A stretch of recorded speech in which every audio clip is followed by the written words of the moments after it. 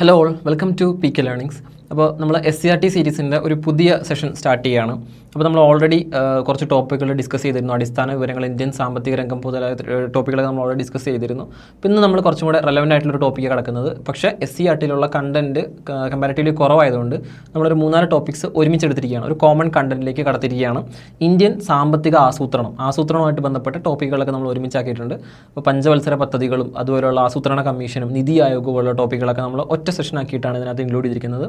അപ്പോൾ SCRTയിൽ കമ്പാരിറ്റീവ്ലി ഇതിൻ്റെ കണ്ടൻറ്റ് കുറവാണ്. അപ്പോൾ ഉള്ള കണ്ടൻറ്റാണ് നമ്മൾ ഇന്ന് പ്രസൻറ്റ് ചെയ്യുന്നത് എടുക്കുന്നത്. അപ്പോൾ ഇതുമായിട്ട് ബന്ധപ്പെട്ട ഒരു ബേസിക് ഐഡിയ, ഇപ്പോൾ നമ്മൾ SCRT പോലുള്ള ടെക്സ്റ്റുകൾ റെഫർ ചെയ്യുമ്പോൾ ഏറ്റവും വലിയ ഗുണം എന്ന് പറയുന്നത്, ഇപ്പോൾ ഡാറ്റാസ് കറക്റ്റായിട്ടുള്ള ഡാറ്റാസ് എപ്പോഴും റെഫർ ചെയ്യുന്നത്, ഫൈനൽ ഡാറ്റയായിട്ട് പരിഗണിക്കുന്നത് SCRTയിലുള്ളതായിരിക്കും. ഇപ്പോൾ ഡേറ്റ്, അതുപോലുള്ള മെമ്പർഷിപ്പ്, ഇതുപോലുള്ള കാര്യങ്ങളൊക്കെ പ്രധാനമായിട്ടും ഇത് വെച്ചിട്ട് വേണം നിങ്ങൾ മുന്നോട്ട് കൊണ്ടുപോകാനായിട്ട്. അപ്പോൾ ബാക്കി ഇതിന് എലാബറേറ്റഡ് ആയിട്ടുള്ള ഡാറ്റ, അത് കൂടാതെ ക്ലാസ്സുകൾ കേട്ടും കൂടി പഠിക്കാൻ ശ്രദ്ധിക്കുക. 10th ലെവൽ, ഡിഗ്രി ലെവൽ ക്ലാസ്സുകൾ കേട്ട് പഠിക്കാൻ ശ്രദ്ധിക്കുക. ബേസിക് ഡാറ്റ SCRTയിൽ നിന്ന് കളക്ട് ചെയ്യാനായിട്ട് വേണം നോക്കാൻ. അപ്പോൾ നമ്മൾ എന്തൊക്കെയാണ് ബേസിക് ഡാറ്റ കൊടുത്തിരിക്കുന്നത് നമുക്ക് നോക്കാം. ആദ്യമായിട്ട് സാമ്പത്തിക ആസൂത്രണം എന്ന് പറയുന്നത് എന്താണെന്ന് നമുക്ക് നോക്കാം. അപ്പോൾ ആദ്യമായിട്ട് ബ്രിട്ടീഷ് ഭരണകാലത്ത് ശിഥിലമായ ഇന്ത്യൻ സമ്പദ്ഘടനയെ കെട്ടിപ്പടുക്കുന്നതിന് മിശ്ര സമ്പദ് വ്യവസ്ഥയാണ് നാം സ്വീകരിച്ചത്. പൊതുവായ ചില ലക്ഷ്യങ്ങളുടെ അടിസ്ഥാനത്തിൽ രാജ്യത്തിൻ്റെ വിഭവങ്ങൾ എങ്ങനെ വിനിയോഗിക്കണം എന്ന് വിശദമാക്കുന്ന പദ്ധതികൾക്ക് ഇന്ത്യ രൂപം നൽകി. അപ്പോൾ ആദ്യമായിട്ട് ഇന്ത്യക്ക് സ്വാതന്ത്ര്യം കിട്ടുന്ന ഒരു സാഹചര്യം നമ്മൾ അടിസ്ഥാന വസ്തുക്കളൊക്കെ പഠിക്കുന്ന സമയത്ത് പഠിച്ചിരുന്നു, അല്ലെങ്കിൽ ഇന്ത്യൻ സാമ്പത്തിക രംഗം പഠിക്കുന്ന സമയത്ത് നമ്മൾ മനസ്സിലാക്കിയിരുന്നു. അപ്പോൾ പ്രധാനമായിട്ടും ഇന്ത്യൻ സമ്പദ്ഘടന എന്ന് പറയുന്നത് വളരെയധികം ഒരു ഘടനാപരമായിട്ട് റോങ് ആയിട്ടിരിക്കുന്ന ഒരു അവസ്ഥയിലായിരുന്നു ഉണ്ടായിരുന്നത്. അപ്പോൾ ഒരു സ്ട്രക്ചേർഡ് അല്ലാത്ത രീതിയിൽ ഒരു ബ്രിട്ടീഷുകാരെ ലെഫ്റ്റ് ഔട്ട് ചെയ്ത് പോയ സിറ്റുവേഷൻ എന്താണെന്നൊക്കെ നമ്മൾ ഡിസ്കസ് ചെയ്തിരുന്നു. GDP വളർച്ച വളരെ കുറവായിരുന്നു. ബ്രിട്ടീഷുകാർ ഉണ്ടായിരുന്ന സമയത്തിനേക്കാളും, ബ്രിട്ടീഷുകാർ വരുന്ന സമയത്തിന് മുന്നേ വളരെ സ്ട്രോങ് ആയിട്ടുള്ള ഒരു ഇക്കോണമി ആയിരുന്നു ഇന്ത്യ എന്ന് നമ്മൾ പറഞ്ഞു. അതിനുശേഷം ബ്രിട്ടീഷുകാർ പോയ സമയത്തേക്ക് ഇക്കോണമി എന്ന് പറയുന്നത് വളരെയധികം ഒരു ഡിസാസ്ട്രസ് ഫോമിലേക്ക് പോയിരുന്നു എന്ന് നമ്മൾ ഡിസ്കസ് ചെയ്തിരുന്നു. അപ്പോൾ ആ ഒരു ഘടനയിൽ നിന്നും ഇത്ര അധികം ആളുകളെ ഹോൾഡ് ചെയ്യുന്ന ഒരു വലിയ രാജ്യമാണ് ഇന്ത്യ എന്ന് പറയുന്നത്. അപ്പോൾ ഈ ഒരു വലിയ രാജ്യത്തെ ഇക്കണോമി എങ്ങനെ പ്രവർത്തിക്കണം, ഇതൊരു ശരിയായ രീതിയിലേക്ക് എങ്ങനെ കൊണ്ടുവരണം എന്നൊക്കെ തീരുമാനിക്കുന്നത് ഒരു പ്ലാനിങ്ങിലൂടെയായിരുന്നു. ഈ പ്ലാനിങ്ങിനെയാണ് നമ്മൾ എന്ത് പറയുക, ഈ ഇന്ത്യൻ ആസൂത്രണം അല്ലെങ്കിൽ സാമ്പത്തിക ആസൂത്രണം എന്ന് പറഞ്ഞുകൊണ്ട് ഉദ്ദേശിക്കുന്നത്. അപ്പോൾ ഇതിന് വ്യക്തമായിട്ടുള്ളൊരു ലക്ഷ്യം 1950-കളിൽ വന്ന ആദ്യത്തെ ഗവൺമെൻറ്റിൻ്റെ ഭാഗത്തു നിന്നും ഉണ്ടായിരുന്നു. അതെങ്ങനെയാണെന്നാണ് നമ്മൾ ഡിസ്കസ് ചെയ്യാൻ പോകുന്നത്. നിലവിൽ നമുക്ക് ലഭ്യമായിട്ടുള്ള വിഭവങ്ങൾ ഉപയോഗപ്പെടുത്തി സമൂഹത്തിൻ്റെ പ്രധാന സാമ്പത്തിക ലക്ഷ്യങ്ങൾ നേടാൻ നടത്തുന്ന മുന്നൊരുക്കത്തെയാണ് സാമ്പത്തിക ആസൂത്രണം എന്ന് പറയുന്നത്. എന്താണ് ആസൂത്രണം എന്നുള്ളതിൻ്റെ ഒരു ബേസിക് ഐഡിയ ആണ് നമ്മളിപ്പോൾ ഡിസ്കസ് ചെയ്തത്. സാമ്പത്തികമായിട്ടുള്ള ആസൂത്രണം എന്ന് പറയുന്നത്, അതായത് എക്കണോമിക്കായിട്ട് നമ്മളൊരു പ്ലാനിങ് ചെയ്യുന്ന സമയത്ത് നമുക്ക് ആവശ്യമായിട്ടുള്ള സംഭവങ്ങൾ എന്തൊക്കെയാണ് നമ്മൾ ആദ്യം കണ്ടെത്തണം. അപ്പോൾ ഒരു ഇക്കോണമിയിലുള്ള ആളുകൾക്ക് ഏതൊക്കെ, അപ്പോൾ നമ്മൾ ഓൾറെഡി ഡിസ്കസ് ചെയ്ത ഒരു സിറ്റുവേഷൻ നമ്മൾ ആദ്യം മനസ്സിലാക്കണം. ആളുകളൊന്നും പർച്ചേസിംഗ് പവറുള്ള ആളുകളല്ല. എല്ലാവരുടെയും എഡ്യൂക്കേഷൻ ബേസിക് ലിറ്ററസി റേറ്റ് കുറവാണ്. എല്ലാവരും അഗ്രികൾച്ചറിനെ ഡിപ്പെൻഡ് ചെയ്തിരിക്കുന്ന ഒരു സമയമാണ്. അപ്പോൾ ഇവർക്ക് എന്തെങ്കിലും സമൂഹത്തിൽ വളരെയധികം ക്വാണ്ടിറ്റിയിൽ വന്നു കഴിഞ്ഞാൽ പോലും അത് പർച്ചേസ് ചെയ്യാനുള്ള ഒരു പവർ ഇവരുടെ കയ്യിലില്ല. ഇവരെ അതിനെ ഏബിളസ്റ്റ് ആക്കി മാറ്റുക എന്നുള്ളൊരു ലക്ഷ്യം കൂടി ഇതിനുണ്ട്. അപ്പോൾ അഗ്രികൾച്ചറാണ് ഏറ്റവും കൂടുതൽ ആളുകൾ ഇൻവോൾവ് ചെയ്തിരിക്കുന്നതെങ്കിൽ അഗ്രികൾച്ചർ ഡെവലപ്പ് ചെയ്തിട്ട് വേണം തുടങ്ങാനായിട്ട്. അപ്പോൾ നമുക്ക് എന്തൊക്കെ റിസോഴ്സസ് നമ്മുടെ കയ്യിലുണ്ടോ അത് ഉപയോഗിച്ച് വേണം നമ്മുടെ നിലവിൽ പ്ലാനിങ് നടത്താനായിട്ട്. വളരെയധികം മാസീവായിട്ട് പർച്ചേസ് ചെയ്ത് കടം വരുത്തി വയ്ക്കുക എന്ന് പറയുന്നത് ബുദ്ധിമുട്ടാണ്. കാരണം ഇന്ത്യയുടെ അപ്പോഴത്തെ സാമ്പത്തിക സ്ഥിതി വളരെയധികം മോശമായിരുന്നു. അപ്പോൾ നിലവിലുള്ള ലക്ഷ്യങ്ങൾ എന്താണ്, വിഭവങ്ങൾ, നിലവിൽ നമ്മുടെ കയ്യിലുള്ള വിഭവങ്ങൾ ഉപയോഗിച്ച് സമൂഹത്തിൻ്റെ പ്രധാന ലക്ഷ്യങ്ങൾ നേടാൻ സഹായിക്കുന്ന മുന്നൊരുക്കത്തെയാണ് നമ്മൾ എന്ത് പറയുക, സാമ്പത്തിക ആസൂത്രണം എന്ന് പറഞ്ഞതുകൊണ്ട് ഉദ്ദേശിക്കുന്നത്. അതിന് ജവഹർലാൽ നെഹ്റു പറഞ്ഞൊരു വാചകം നമ്മൾ ചേർക്കുന്നുണ്ട്. ഏറ്റവും മികച്ചതും സമഗ്രവുമായ രീതിയിൽ രാജ്യത്തിൻ്റെ വൈവിധ്യമാർന്ന വിഭവങ്ങൾ, മനുഷ്യശേഷി, കഴിവുകൾ എന്നിവ പ്രയോജനപ്പെടുത്തുന്നതിനുള്ള ശാസ്ത്രീയ മാർഗ്ഗമാണ് ആസൂത്രണം എന്ന് പറയുന്നത്. അപ്പോൾ ജവഹർലാൽ നെഹ്റുവിൻ്റെ വാക്കുകളാണ്. ചിലപ്പോൾ ഒരു കൊട്ടേഷനായിട്ട് ചോദിച്ചാലും ഓർത്തിരിക്കുക. ഒരു പ്ലാനിങ്ങിൻ്റെ ഡെഫിനിഷൻ പോലെ നമുക്ക് എടുക്കാൻ പറ്റുന്നതാണ്. ഏറ്റവും മികച്ചതും സമഗ്രവുമായ രീതിയിൽ രാജ്യത്തിൻ്റെ വൈവിധ്യമാർന്ന വിഭവങ്ങൾ, മനുഷ്യശേഷി, കഴിവുകൾ എന്നിവ പ്രയോജനപ്പെടുത്തുന്നതിനുള്ള ശാസ്ത്രീയമായിട്ടുള്ളൊരു മാർഗ്ഗമാണ് ആസൂത്രണം എന്ന് പറയുന്നത്. നമുക്ക് റാൻഡമായിട്ട് എന്തെങ്കിലും വലിച്ചു വാരി ചെയ്യുന്നതിനേക്കാളും കൃത്യമായ പ്ലാനിങ്ങോട് കൂടി വേണം നമ്മുടെ വിഭവങ്ങൾ ഉപയോഗിക്കാനായിട്ട്. നമുക്ക് ഒരുപാട് മനുഷ്യശേഷി ഉണ്ടായിരുന്നു, മനുഷ്യ വിഭവം വളരെ കൂടുതലാണ്. അപ്പോൾ ഇതിനെ എങ്ങനെ പ്രോപ്പറായിട്ട് യൂട്ടിലൈസ് ചെയ്യണം എന്നുള്ളതിനായിരുന്നു പ്രോപ്പറായിട്ട് ഒരു പ്ലാനിങ് എന്ന് നമ്മൾ പറഞ്ഞതുകൊണ്ട് ഉദ്ദേശിക്കുന്നത്. അപ്പോൾ നമ്മൾ ഇമ്പോർട്ടൻ്റ് ആയിട്ടുള്ള അടുത്ത ഏരിയ എന്ന് പറയുന്നത് ആസൂത്രണത്തിൻ്റെ ലക്ഷ്യങ്ങളാണ്. എന്തൊക്കെയായിരുന്നു ആസൂത്രണത്തിൻ്റെ ലക്ഷ്യങ്ങൾ എന്നാണ് നമ്മൾ നോക്കാൻ പോകുന്നത്. പ്രധാനമായിട്ടുള്ള ലക്ഷ്യങ്ങൾ എന്ന് പറയുന്നത് വളർച്ച, ആധുനികവൽക്കരണം, സ്വാശ്രയത്വം, തുല്യനീതി എന്നിവയായിരുന്നു. അപ്പോൾ പ്രധാനമായിട്ടും വളർച്ച ഉണ്ടായിരുന്നു, ആധുനികവൽക്കരണം ഉണ്ടായിരുന്നു, സ്വാശ്രയത്വവും തുല്യനീതിയാണ് ഉണ്ടായിരുന്നത്. അപ്പോൾ ഈ വളർച്ച എന്ന് പറയുന്നത് ഉൽപ്പാദനത്തിൽ ഉണ്ടാകുന്ന വർധനവിനെ സൂചിപ്പിക്കുന്നു എന്ന് പറഞ്ഞാൽ പ്രൊഡക്ഷൻ കൂട്ടുന്നു. GDP എന്താണെന്നൊക്കെ നമുക്ക് മനസ്സിലായിരുന്നു, ഇപ്പോൾ നമ്മൾ പഠിച്ചിരുന്നു. അപ്പോൾ ഗ്രോസ് ഡൊമസ്റ്റിക് പ്രോഡക്റ്റ് ആണ്. അപ്പോൾ ഈ പ്രൊഡക്റ്റ് കൂടുന്നത് വഴി സാമ്പത്തികമായിട്ടുള്ള മുന്നേറ്റം എന്ന് പറയുന്നത് എന്താണ്, പ്രൊഡക്ഷൻ കൂട്ടുക എന്നുള്ളതിനൊരു പ്രൈമറി പർപ്പസ് ഉണ്ട്. അപ്പോൾ വളർച്ച എന്ന് പറയുന്നത് ഉൽപ്പാദനത്തിൽ ഉണ്ടാകുന്ന വർധനമാണ്. ആധുനികവൽക്കരണം അല്ലെങ്കിൽ മോഡേണൈസേഷൻ എന്ന് പറയുന്നത് നൂതന സാങ്കേതിക വിദ്യകളെയും ആശയങ്ങളെയും ഉപയോഗിക്കുക, സാമൂഹ്യ വീക്ഷണഗതിയെ നവീകരിക്കുക എന്ന ലക്ഷ്യങ്ങളോടുകൂടി വന്നാണ് ആധുനികവൽക്കരണം എന്ന് പറഞ്ഞുകൊണ്ട് ഉദ്ദേശിക്കുന്നത്. അപ്പം നിലവിലുള്ള ഓരോ സമയത്തും ടെക്നോളജി അപ്ഗ്രേഡ് ആയിക്കൊണ്ടിരിക്കും. ഈ അപ്ഗ്രേഡ് ആവുന്ന ടെക്നോളജിയെ പരമാവധി യൂട്ടിലൈസ് ചെയ്യുക, നൂതന സാങ്കേതിക വിദ്യകളെയും ആശയങ്ങളെയും ഉപയോഗിക്കുക, കൂടാതെ സാമൂഹ്യ വീക്ഷണഗതിയെ നവീകരിച്ച് കൊണ്ടുവരിക എന്നതും ആധുനികവൽക്കരണം എന്നതിൽ പെടുന്നു. മൂന്നാമതായി സ്വാശ്രയത്വം, അതായത് സെൽഫ് സഫിഷ്യൻസി കൈവരിക്കുക. സാമ്പത്തിക പ്രവർത്തനത്തിൽ വിദേശ ആശ്രയത്വം പരമാവധി കുറയ്ക്കുക. 1 മുതൽ നമുക്കറിയാം 1990 LPG പോളിസി നടപ്പിലാക്കുന്ന വരെയുള്ള കാലഘട്ടത്തിൽ നമ്മൾ പ്രധാനമായിട്ടും ഇമ്പോർട്ട് സബ്സ്റ്റിറ്റ്യൂഷൻ പോളിസി നടപ്പിലാക്കിയിരുന്നു. ഇമ്പോർട്ട് സബ്സ്റ്റിറ്റ്യൂഷൻ പോളിസി നടപ്പിലാക്കുന്ന കാലഘട്ടത്തിൽ എന്താണ്, ഒരു സ്വയം പര്യാപ്തത കൈവരിക്കുക എന്നതായിരുന്നു പ്രധാനപ്പെട്ട ലക്ഷ്യം. അപ്പോൾ അതിനുശേഷം വലിയ രീതിയിലുള്ള ലിബറലൈസേഷൻ പോളിസികളൊക്കെ നടന്നിരുന്നെങ്കിലും ഇപ്പോൾ വീണ്ടും ഇന്ത്യ അത്തരത്തിലുള്ള ഒരു പദ്ധതിയിലേക്ക് പോവുകയാണ്. അതായത് നിലവിൽ ഇന്ത്യ ഇപ്പോഴും ഒരു സ്വയം പര്യാപ്തത കൈവരിക്കാൻ വേണ്ടി ആത്മനിർഭരത എന്നൊക്കെ കേട്ടിട്ടുണ്ടാവും. ആത്മനിർഭർ ഭാരത് പദ്ധതി എന്നൊക്കെ നമ്മളിപ്പോൾ കേന്ദ്ര ഗവൺമെൻറ്റിൻ്റെ പദ്ധതികളുമായിട്ട് ബന്ധപ്പെട്ട് കേട്ടിട്ടുണ്ടാവും. അപ്പോൾ ഇപ്പോഴും എന്താണ് പ്രധാനമായിട്ടും അന്നത്തെ ആദ്യത്തെ പഞ്ചവത്സര പദ്ധതിയുടെ കാലത്തൊക്കെ എന്തായിരുന്നു പ്രധാനമായിട്ട് ഈ സ്വാശ്രയത്വം ആയിരുന്നു പ്രധാനമായിട്ടൊരു ലക്ഷ്യം എന്ന് പറയുന്നത്. തുല്യനീതി ഉറപ്പുവരുത്തുക. ഇപ്പോൾ ഇത്രയധികം ആളുകളുള്ള ഒരു വലിയ ഇക്കോണമിയാണ് ഇന്ത്യ. അവിടെ എന്താണ് സമ്പത്ത് എന്താ പറയുക ഒരു വശത്തേക്ക് മാത്രം ഏകീകരിക്കാൻ പാടില്ല, അല്ലെങ്കിൽ കോൺസെൻട്രേറ്റ് ചെയ്യാൻ പാടില്ല. പകരം എന്താണ് ഒരു തുല്യമായിട്ട് ഡിസ്ട്രിബ്യൂട്ട് ചെയ്ത് പോകും, ഒരു സോഷ്യലിസ്റ്റ് പോളിസി നടപ്പിലാക്കുക എന്നുള്ളതായിരുന്നു അവിടുത്തെ പ്രധാന ഒരു ലക്ഷ്യം എന്ന് പറയുന്നത്. തുല്യനീതി എന്ന് പറയുന്നത് അടിസ്ഥാന ആവശ്യങ്ങൾ എല്ലാവർക്കും ലഭ്യമാക്കി തുല്യത ഉറപ്പുവരുത്തുക, കൂടാതെ സമ്പത്തിൻ്റെ നീതിപൂർവമായ വിതരണം സാധ്യമാക്കുക എന്നതായിരുന്നു ഈ തുല്യനീതി എന്നതുകൊണ്ട് ഉദ്ദേശിക്കുന്നത്. ഇപ്പോൾ ആസൂത്രണത്തിൻ്റെ പ്രധാനപ്പെട്ട ചില ലക്ഷ്യങ്ങളാണ് നമ്മളിപ്പോൾ പറഞ്ഞു വന്നിരുന്നത്. വളർച്ച, ആധുനികവൽക്കരണം, സ്വാശ്രയത്വം, തുല്യനീതി എന്നിവയായിരുന്നു പ്രധാനമായിട്ട് നമ്മൾ ആസൂത്രണം നടത്തുന്നത് കൊണ്ട് ഉദ്ദേശിച്ചത്. എന്താണ് ഒരു പദ്ധതി എന്നാണ് നമ്മൾ അടുത്ത് നോക്കാൻ പോകുന്നത്.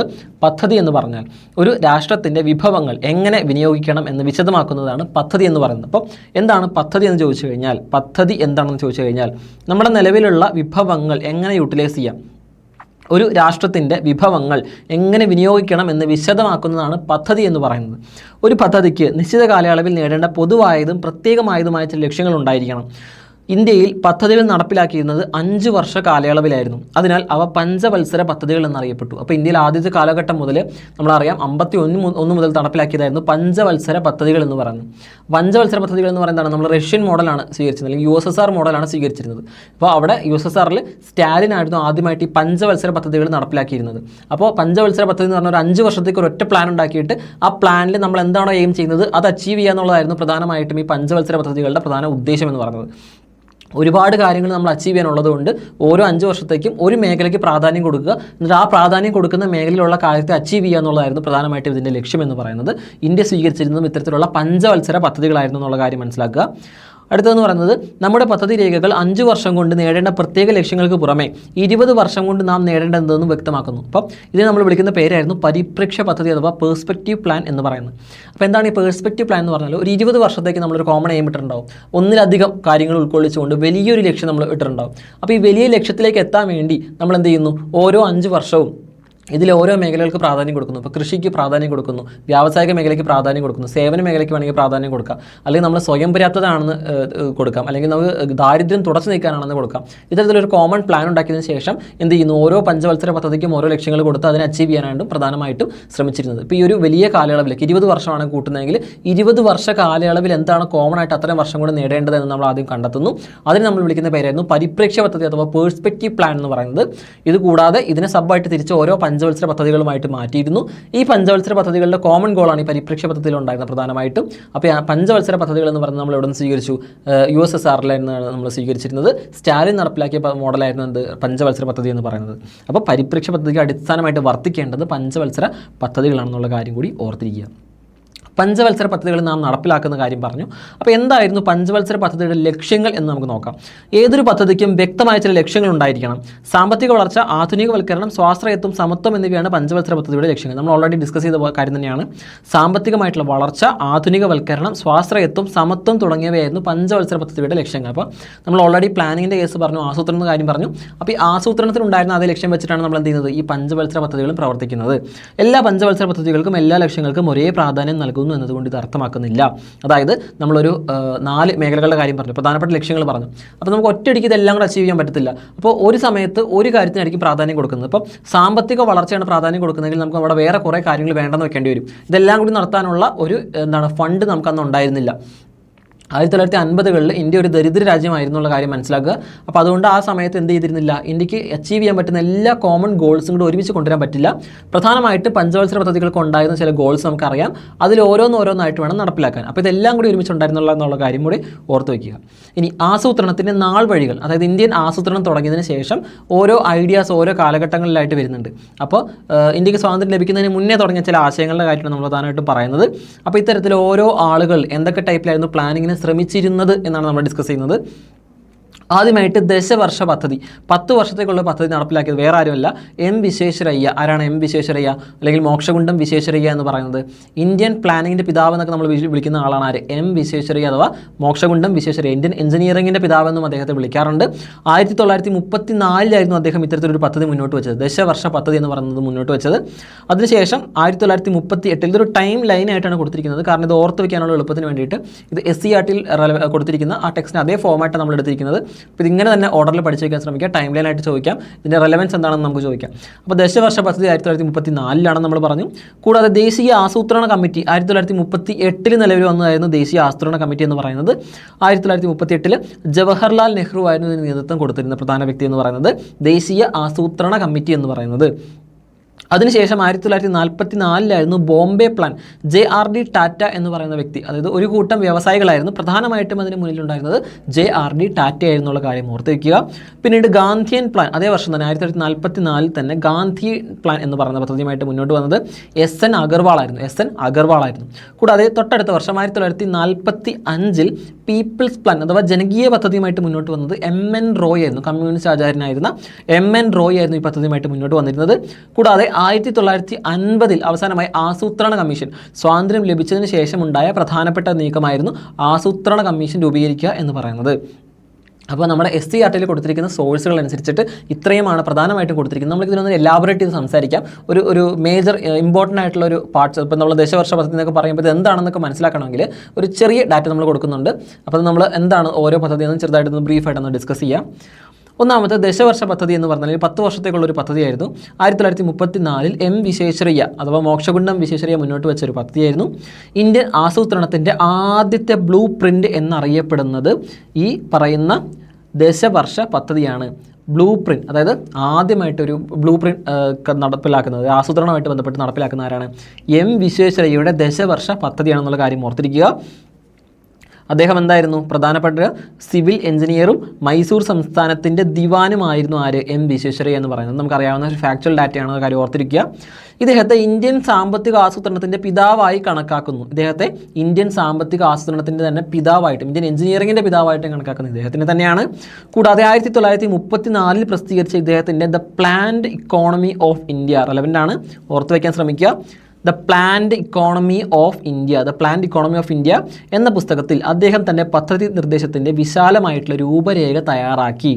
അതായത് 1934 പ്രസിദ്ധീകരിച്ച അദ്ദേഹത്തിൻ്റെ the planned economy of India എന്ന് പറയുന്ന പുസ്തകത്തിലാണ് ഇദ്ദേഹത്തിൻ്റെ ഈ ഒരു ഇക്കണോമിനെ പറ്റിയിട്ട്, ദശവർഷ പദ്ധതികളെ പറ്റിയിട്ടൊക്കെ പ്രധാനമായിട്ടും പറയുന്നത്. ഇന്ത്യൻ പ്ലാനിങ്ങിൻ്റെ ബ്ലൂ പ്രിൻ്റ്, ആദ്യത്തെ ബ്ലൂ പ്രിൻ്റ് എന്നറിയപ്പെടുന്നത് എന്താണ്? ഇദ്ദേഹത്തിൻ്റെ ഈ ഒരു ഐഡിയ ആണ്. ഇത് അദ്ദേഹം പ്രസിദ്ധീകരിച്ചത് the planned economy of India എന്ന് പറയുന്ന പുസ്തകത്തിലാണ്. The planned economy of India എന്ന പുസ്തകത്തിലാണ് ഇത് ആദ്യമായിട്ട് പ്രഖ്യാപിക്കുന്നത്.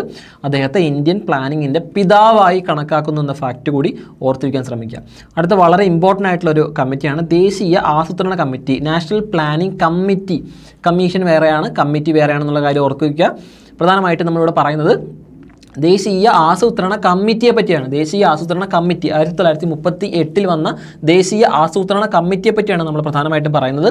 1938 ഒക്ടോബറിലെ INC ഹരിപുര സമ്മേളനത്തിലാണ് ദേശീയ ആസൂത്രണ കമ്മിറ്റി നിലവിൽ വരുന്നത്. അപ്പോൾ നമുക്കറിയാം, ചരിത്രം പഠിക്കുന്ന സമയത്ത് നമ്മൾ പഠിക്കുന്നതാണ് കോൺഗ്രസിൻ്റെ സമ്മേളനങ്ങളെ പറ്റി. INCയുടെ സമ്മേളനങ്ങളെ പറ്റി പഠിക്കുമ്പോൾ ഹരിപുര സെഷനെ പറ്റിയിട്ടും ത്രിപുരി സെഷനെ പറ്റിയിട്ടൊക്കെ നമ്മൾ പഠിക്കാറുണ്ട്. സുഭാഷ് ചന്ദ്രബോസുമായിട്ട് ബന്ധപ്പെട്ട 2 സെഷൻസ് ആണെന്ത് ഈ ഹരിപുര ആൻഡ് ത്രിപുരി സമ്മേളനം എന്ന് പറയുന്നത്. അപ്പോൾ ആ ഒരു സമ്മേളനത്തിൽ ആദ്യമായിട്ട് സുഭാഷ് ചന്ദ്രബോസ് വരുന്ന ഹരിപുര സമ്മേളനത്തിലാണ് പ്രധാനമായിട്ടും ആദ്യമായിട്ട് എന്ത് വരുന്നത്? ദേശീയ ആസൂത്രണ കമ്മിറ്റി നിലവിൽ വരുന്നത്. ആ സമയത്ത് നമുക്കറിയാം ഭയങ്കര റവല്യൂഷണറീസ് ആയിട്ട് മുന്നിൽ നിന്ന ആൾക്കാരായിരുന്നു ജവഹർലാൽ നെഹ്റുവും സുഭാഷ് ചന്ദ്രബോസും അടങ്ങിയിരുന്ന ആളുകളൊക്കെ. അപ്പോൾ ഈ കമ്മിറ്റി രൂപീകരിക്കാനായിട്ട് നേതൃത്വം കൊടുത്തത് അന്ന് INC ഹെഡായിരുന്ന സുഭാഷ് ചന്ദ്രബോസാണ്. ആരെ കൂട്ടുനിർത്തി? ജവഹർലാൽ നെഹ്റുവിനെ കൂട്ടുനിർത്തി. അപ്പോൾ ജവഹർലാൽ നെഹ്റുവിനെയാണ് ഈ ഒരു കമ്മിറ്റിയുടെ അധ്യക്ഷനായിട്ട് അദ്ദേഹം നിയോഗിച്ചിരുന്നത്. അപ്പോൾ ആ ഒരു കാലഘട്ടം ഓർത്തിരിക്കുക. 1938, 39 കാലഘട്ടമാണ്. 38 ആസൂത്രണ കമ്മിറ്റി രൂപീകരിക്കുന്നത് ആരാണ്? ജവഹർലാൽ നെഹ്റു ആണ്. പ്രധാനമായിട്ടും നേതൃത്വം കൊടുത്തൊരു വ്യക്തിയായിരുന്നു സുഭാഷ് ചന്ദ്രബോസ് എന്ന് പറയുന്നത്. ഇതിൻ്റെ അധ്യക്ഷനായിട്ട് വരുന്നത് ജവഹർലാൽ നെഹ്റു ആണ്. അപ്പോൾ 1938 ദേശീയ ആസൂത്രണ കമ്മിറ്റി, INC ഹരിപുര സമ്മേളനം, ജവഹർലാൽ നെഹ്റു അധ്യക്ഷൻ, നേതൃത്വം കൊടുത്തത് സുഭാഷ് ചന്ദ്രബോസ്. ഇത്രയും ഫാക്റ്റ് ഓർത്ത് വയ്ക്കാൻ ശ്രമിക്കുക. ബോംബെ പ്ലാൻ എന്ന് പറയുന്നത് നമ്മൾ കേട്ടിട്ടുള്ളതിൽ നിന്ന് വളരെ വ്യത്യസ്തമായിട്ടുള്ള ഒരു കാര്യമായിരുന്നു. ഒരു കൂട്ടം വ്യവസായികളാണ് ഇതിന് പ്രധാനമായിട്ടും നേതൃത്വം കൊടുത്തിരുന്നത്. 1944 ഇന്ത്യയിലെ 8 വ്യവസായികൾ ബോംബെ നഗരത്തിൽ സമ്മേളിക്കുകയും ഇന്ത്യൻ്റെ സാമ്പത്തിക വികസനം സംബന്ധിച്ച് ഒരു പദ്ധതി തയ്യാറാക്കുകയും ചെയ്തു. ഇതാണ് ബോംബെ പ്ലാൻ എന്നറിയപ്പെടുന്നത്. അപ്പോൾ ഇത് ആരൊക്കെയാണ് വ്യക്തികൾ എന്നുള്ള കാര്യമൊക്കെ പിന്നീട് പഠിച്ചു വയ്ക്കാൻ ശ്രമിക്കുക. SCERT ഒരുപാട് റെലവൻസ് കൊടുത്തിട്ടില്ലാത്തതുകൊണ്ടും അല്ലെങ്കിൽ അതിനെപ്പറ്റി ഒരുപാട് ഡാറ്റ കൊടുത്തിട്ടില്ലാത്തതുകൊണ്ട് നമ്മളിവിടെ ലിമിറ്റഡ് ആയിട്ടുള്ള ഡാറ്റ മാത്രമേ ഉൾക്കൊള്ളിക്കുന്നുള്ളൂ. SCERT കൊണ്ട് സ്റ്റിക്ക് ഓൺ ചെയ്തിട്ടുള്ള കാര്യം മാത്രമേ നമ്മൾ പറയുന്നുള്ളൂ. ഇതുമായിട്ട് ബന്ധപ്പെട്ട ലാബറേറ്റഡ് ഡാറ്റ പഠിക്കാൻ ശ്രമിക്കുക. നമ്മുടെ ക്ലാസ്സുകൾ കേൾക്കുക, 10th ലെവൽ ക്ലാസ്സുകളൊക്കെ കേൾക്കുക, അല്ലെങ്കിൽ ഡിഗ്രി ലെവലിലെ ക്ലാസ്സുകൾ കേൾക്കാൻ ശ്രദ്ധിക്കുക. അപ്പോൾ ബോംബെ പ്ലാനുമായിട്ട് ബന്ധപ്പെട്ട് പ്രധാനപ്പെട്ട കാര്യം എന്ന് പറയുന്നത്, ഇതൊരു കൂട്ടം വ്യവസായികളാണ് കൊണ്ടുവന്നെങ്കിലും ഗവൺമെന്റ് ഇടപെടേണ്ട, സാധാരണഗതിയിൽ വ്യവസായികൾക്ക് അനുകൂലമായിട്ടുള്ള ലേസസ് ഫെയർ പോളിസി ആയിരുന്നില്ല. ഗവൺമെന്റ് ഇടപെടണം എന്നാണ് പറഞ്ഞത്. ഇന്ത്യയുടെ ഇക്കോണമിയെ സംബന്ധിച്ചിടത്തോളം ഗവൺമെൻറ്റിൻ്റെ ഇടപെടൽ ചില മേഖലകളിൽ അത്യന്താപേക്ഷിതമായിരുന്നുവെന്നും ഗവൺമെൻറ് ഈ മേഖലകളിലൊക്കെ ഇടപെടണമെന്നുമായിരുന്നു എന്ത് പറഞ്ഞത്? ബോംബെ പ്ലാൻ പറഞ്ഞത്. ഇതുമായിട്ട് കൺഫ്യൂസിങ് ആവരുത്. ഇതൊരു ക്യാപിറ്റലിസ്റ്റ് രീതിയിലുള്ള ഒരു പോളിസി ആയിരുന്നില്ല റെക്കമെൻഡ് ചെയ്തത്. ഗവൺമെൻറ് ഇടപെടണം എന്ന് പറഞ്ഞായിരുന്നു ഈ ബോംബെ പ്ലാനുമായിട്ട് ബന്ധപ്പെട്ട പദ്ധതിയിൽ നമ്മൾ പ്രധാനമായിട്ടുള്ള റെക്കമെൻഡേഷൻ വരുന്നത്. 1944 8 വ്യവസായികൾ ചേർന്നാണ് ഈ ബോംബെ പ്ലാൻ എന്ത് ചെയ്തത്? റെക്കമെൻഡ് ചെയ്തെന്നുള്ള കാര്യം ഓർത്തിരിക്കുക. അടുത്തതായി പ്രധാനപ്പെട്ട ഒന്നാണ് ഗാന്ധിയൻ പ്ലാൻ. നമ്മളിവിടെ പറഞ്ഞ 2 വർഷങ്ങൾ സെയിമാണ്. ബോംബെ പ്ലാനും ഗാന്ധിയൻ പ്ലാനും 2 വ്യത്യസ്തമായിട്ടുള്ള കാര്യങ്ങളാണ്. ഗാന്ധിയൻ പ്ലാൻ എന്ന് പറയുന്നത് ഗാന്ധിയുടെ ഐഡിയയിൽ ഇൻഫ്ലുവൻസ്ഡ് ആയതിനു ശേഷം ഇതുമായിട്ട് ബന്ധപ്പെട്ട ഗ്രാമസ്വരാജ്, അല്ലെങ്കിൽ ഗാന്ധി എന്ന് പറയുമ്പോൾ നമുക്കറിയാം ഗ്രാമങ്ങളുമായിട്ട് കൂടുതൽ ചേർന്ന് നിൽക്കുന്ന ഒരു വ്യക്തിയായിരുന്നു. ഗ്രാമീണ റിപ്പബ്ലിക്കുകൾ ഫോം ചെയ്യണമെന്നൊക്കെ റെക്കമെൻഡ് ചെയ്തൊരു വ്യക്തിയായിരുന്നു ആര്? ഗാന്ധി എന്ന് പറയുന്നത്. ഇതുമായിട്ട് ബന്ധപ്പെട്ട് ചുറ്റിപ്പറ്റി ഒരു എക്കണോമിക് ഫോമുല രൂപീകരിച്ച ആളാണ് ആര്? ഗാന്ധിയൻ പ്ലാൻ രൂപീകരിച്ച ശ്രീമൻ നാരായൺ അഗർവാൾ എന്ന് പറയുന്ന വ്യക്തി. 2-3 വ്യക്തികളൊക്കെ എന്ത് ചെയ്തിരുന്നു? പ്രധാനമായിട്ടും ഈ ഗാന്ധിയൻ പ്ലാനുമായിട്ട് ബന്ധപ്പെട്ട് മുന്നോട്ട് വന്നിരുന്നു. അതിൽ പ്രധാനപ്പെട്ട ഒരു വ്യക്തിയായിരുന്നു ശ്രീമൻ നാരായൺ അഗർവാൾ എന്ന് പറയുന്നത്. ഇദ്ദേഹമായിരുന്നു ഗാന്ധിയൻ പ്ലാൻ എന്ന പ്ലാൻ മുന്നോട്ട് വച്ചിരുന്നത്. ഇദ്ദേഹത്തിന് വിളിക്കുന്ന മറ്റൊരു പേരാണ് ഗാന്ധിയൻ ആസൂത്രണത്തിൻ്റെ പിതാവ് എന്ന് പറയുന്നു. ഗാന്ധിയൻ ആസൂത്രണത്തിൻ്റെ പിതാവ് എന്ന് വിളിക്കുന്നത് ആരെയാണ്? ശ്രീമൻ നാരായൺ അഗർവാളിനെയാണ് ഗാന്ധിയൻ ആസൂത്രണത്തിൻ്റെ പിതാവ് എന്ന് വിളിക്കുന്നത്. ഈ പദ്ധതിയുടെ അവതാരിക എഴുതിയത് മഹാത്മാഗാന്ധി തന്നെയായിരുന്നു. ഗാന്ധിയുടെ പേരിലുള്ള പദ്ധതിയായിരുന്നു. ഈ പദ്ധതിയുടെ അവതാരിക എഴുതിയത് മഹാത്മാഗാന്ധി തന്നെയായിരുന്നു എന്നുള്ള ഫാക്റ്റ് കൂടി ഓർത്തു വയ്ക്കാൻ ശ്രമിക്കുക. അപ്പോൾ ഗാന്ധിയൻ പ്ലാൻ 1944 പ്രധാനമായിട്ടും ഈ പദ്ധതിയുടെ മുന്നോട്ട് കൊണ്ടുവന്നത് ആരാണ്? ശ്രീമൻ നാരായൺ അഗർവാളാണ്. മഹാത്മാഗാന്ധി ഈ പദ്ധതിക്ക് അവതാരിക എഴുതുകയും ചെയ്തിരുന്നു. പ്രധാനമായും 4 കാര്യങ്ങൾക്ക് ഗാന്ധിയൻ പദ്ധതി മുൻഗണന കൊടുത്തിരുന്നു. കുടിൽ വ്യവസായം, പ്രാഥമിക മേഖല, സാമ്പത്തിക വികേന്ദ്രീകരണം, ഗ്രാമവികസനം. ഇതെല്ലാം ഒരേ കാര്യമായിട്ട് ചേർന്ന് നിൽക്കുന്നതാണ്. ഗ്രാമങ്ങളുമായിട്ട് ബന്ധപ്പെട്ട്, അല്ലെങ്കിൽ വില്ലേജ് റിപ്പബ്ലിക്കുകളായിരുന്നു ഗാന്ധിയുടെ ആശയം എന്ന് നമ്മൾ പറഞ്ഞു. അതുമായിട്ട് ബന്ധപ്പെട്ട് കുടിൽ വ്യവസായം, ഓരോ ഗ്രാമങ്ങളിലുമുള്ള കുടിൽ വ്യവസായം, ഓരോ ഗ്രാമങ്ങളിലുള്ള ചെറിയ തൊഴിലേർപ്പെട്ടിരിക്കുന്ന ആളുകളുണ്ട് കൃഷി കൂടാതെ. അപ്പോൾ വ്യവസായ മേഖല എന്ന് പറയുന്നത് ഗ്രാമങ്ങളിൽ കുടിൽ വ്യവസായമാണ്. പ്രാഥമിക മേഖല അഥവാ അഗ്രികൾച്ചറുമായിട്ട് ബന്ധപ്പെട്ട മേഖലയാണ്. കൃഷിയുമായിട്ട് ബന്ധപ്പെട്ട കാർഷിക മേഖല എന്നറിയപ്പെടുന്ന പ്രാഥമിക മേഖലയുണ്ട്. കൂടാതെ സാമ്പത്തിക വികേന്ദ്രീകരണം നടത്തുക, അതായത് വില്ലേജുകൾക്ക് കൂടുതൽ പണം എത്തിക്കുക. ഇപ്പോൾ ഒരു ടോപ്പ് ഡൗൺ അപ്രോച്ച് എന്ന് പറയുന്ന സംഭവത്തിൽ നിന്ന് മാറിയിട്ട് ബോട്ടം ലെവലിൽ കൂടുതൽ കോൺസെൻട്രേറ്റ് ചെയ്യണമെന്നാണ് ഗാന്ധി പറഞ്ഞിരുന്നത്. അപ്പോൾ സാമ്പത്തിക വികേന്ദ്രീകരണം നടത്തുക. ഇപ്പോൾ താഴെത്തട്ടിലുള്ള ഗ്രാമീണ റിപ്പബ്ലിക്കുകൾക്കും അവരുടെ പ്രവർത്തനത്തിന് ആവശ്യമായിട്ടുള്ള ഫണ്ട് കൊടുക്കുക. അങ്ങനെ ഒരു സാമ്പത്തിക വികേന്ദ്രീകരണം നടത്തി അവരെ സെൽഫ് സഫിഷ്യൻ്റ് ആക്കി മാറ്റുക എന്നായിരുന്നു ഗാന്ധിയുടെ സ്വപ്നം. കൂടാതെ ഗ്രാമവികസനം നടത്തുക, ഗ്രാമീണ റിപ്പബ്ലിക് അല്ലെങ്കിൽ ഗ്രാമങ്ങളിൽ ഡെവലപ്മെൻറ്റ് കൊണ്ടുവരിക, അവർക്ക് ആവശ്യമായിട്ടുള്ള പണം എത്തിച്ചു കൊടുക്കുക. കൂടാതെ പ്രാഥമിക മേഖലയുടെ വികസനം നടപ്പിലാക്കുക, കുടിൽ വ്യവസായങ്ങളെ പ്രൊമോട്ട് ചെയ്യുക. ഇതായിരുന്നു ഗാന്ധിയൻ പദ്ധതിയുടെ പ്രധാനപ്പെട്ട ആശയം എന്ന് പറയുന്നത്. ഒരു ബോട്ടം അപ്പ് അപ്രോച്ച് ആയിരുന്നു. അതായത് താഴെത്തട്ടിൽ നിന്നും തുടങ്ങുക, അവിടെ നിന്നുള്ള വികസനം എന്ത് ചെയ്യും? താരതമ്യേന മുകളിലേക്ക് പതുക്കെ പടർന്നു പോകുമെന്നായിരുന്നു ബോട്ടം അപ്പ് അപ്രോച്ച് എന്ന് പറയുന്നത്. ഇതായിരുന്നു ഗാന്ധിയുടെ പ്രധാനപ്പെട്ട ഐഡിയ. ഇത് മുന്നോട്ട് കൊണ്ടുവന്നിരുന്ന വ്യക്തി ഒരു എക്കണോമിക് പ്ലാൻ ആയിട്ട് മാറ്റിയത് ആരായിരുന്നു? ശ്രീമൻ നാരായൺ അഗർവാൾ ആയിരുന്നു. ഇദ്ദേഹത്തിനെ ഗാന്ധിയൻ ആസൂത്രണത്തിൻ്റെ പിതാവ് എന്ന് തന്നെ വിളിക്കുന്നു. ജനകീയ പദ്ധതി എന്ന് പറയുന്നതാണ് അടുത്ത പദ്ധതി. നമ്മൾ കേട്ടിട്ടുണ്ടാവും. കമ്മ്യൂണിസ്റ്റ് ആചാര്യനായിരുന്ന MN റോയ് ആയിരുന്നു ഈ പദ്ധതിയുമായിട്ട് മുന്നോട്ട് വന്നിരുന്നത്. വർഷം 1945 ജനകീയ പദ്ധതിയുമായിട്ട് ആര് വരുന്നത്? MN റോയ് വരുന്നത്. നമ്മൾ ദശവർഷ പദ്ധതിയുടെ കാര്യം പറഞ്ഞതുപോലെ 10 വർഷത്തേക്കായിരുന്നു പ്രധാനമായിട്ട് ഈ പദ്ധതിയും മുന്നോട്ട് വന്നിരുന്നത്. ജനകീയ പദ്ധതി 10 വർഷത്തേക്കുള്ള ലോങ് ടൈം പ്ലാനിങ്ങുമായിട്ടായിരുന്നു ആര് വന്നത്? ജനകീയ പദ്ധതിയും വന്നിരുന്നത്, MN റോയ് വന്നിരുന്നത്. കാർഷിക വികസനത്തിനോടൊപ്പം വ്യാവസായികവൽക്കരണവുമായി തുല്യ സന്തുലിതാവസ്ഥ നിലനിർത്തുക എന്നതായിരുന്നു പദ്ധതിയുടെ ലക്ഷ്യം. ഇപ്പോൾ കാർഷിക മേഖലയിലേക്ക് മാത്രം ഒതുങ്ങി പോകുക എന്നല്ല, കാർഷിക മേഖലയ്ക്കൊപ്പം വ്യാവസായിക മേഖലയ്ക്കും പ്രാധാന്യം കൊടുക്കണം. അപ്പോൾ ഇത് രണ്ടും ഒരു തുല്യ സന്തുലിതാവസ്ഥ നിലനിൽക്കണം എന്നായിരുന്നു ഇതിൻ്റെ കോർ ഐഡിയ എന്ന് പറയുന്നത്. ജനകീയ പദ്ധതി അഥവാ പീപ്പിൾസ് പ്ലാൻ എന്ന് പറയുന്നു. MN റോയ് ആയിരുന്നു ഈ പദ്ധതിക്ക് നേതൃത്വം കൊടുത്തിരുന്നത്. 10 വർഷത്തേക്കായിരുന്നു ഈ പദ്ധതിയുടെ പ്രധാനപ്പെട്ട ടൈം പീരീഡ് എന്ന് പറയുന്നത്.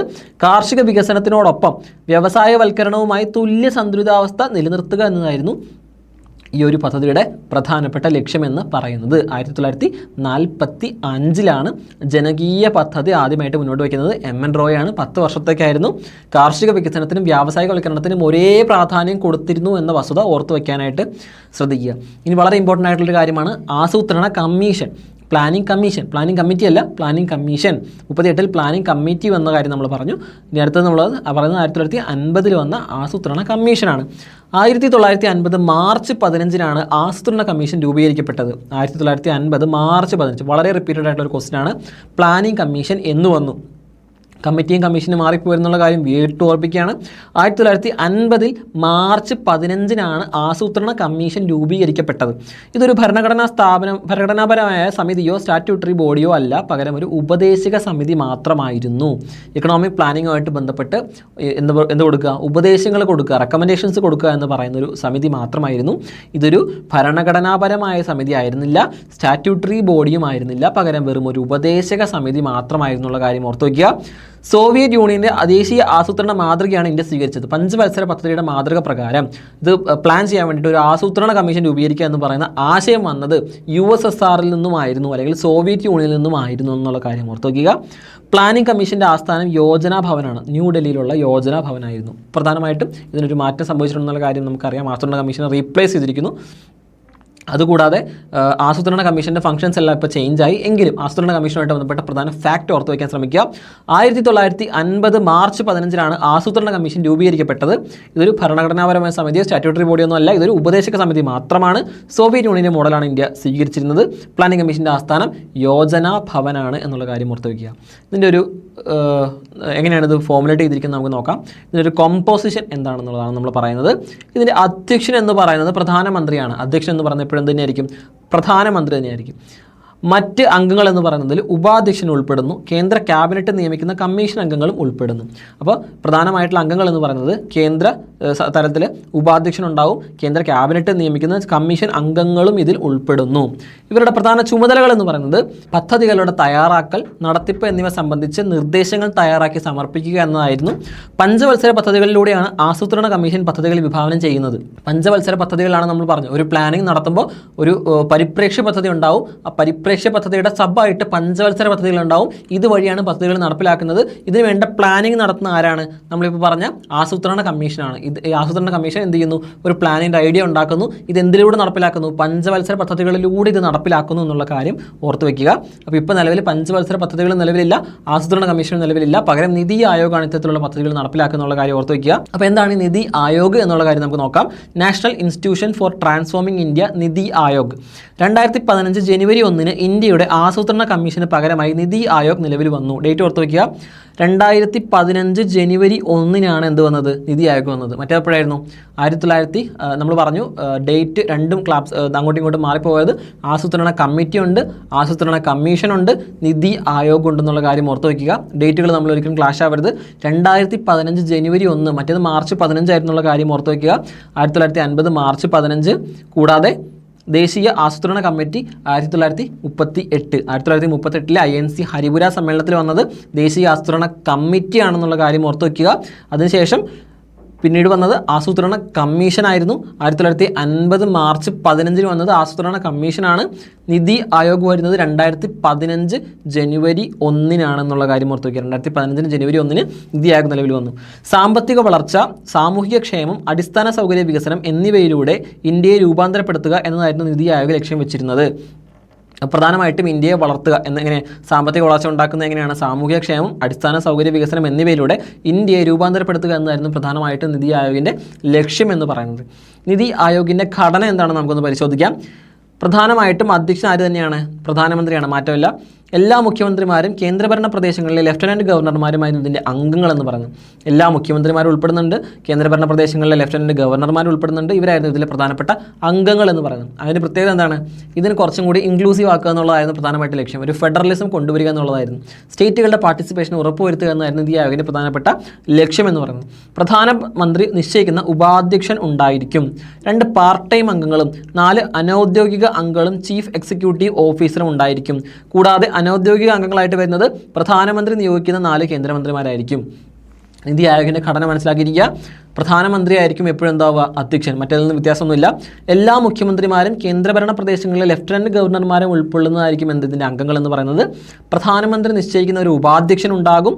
2 പാർട്ട് ടൈം അംഗങ്ങളും 4 അനൗദ്യോഗിക അംഗങ്ങളും ചീഫ് എക്സിക്യൂട്ടീവ് ഓഫീസർ അല്ലെങ്കിൽ CEO ഉണ്ടാകും.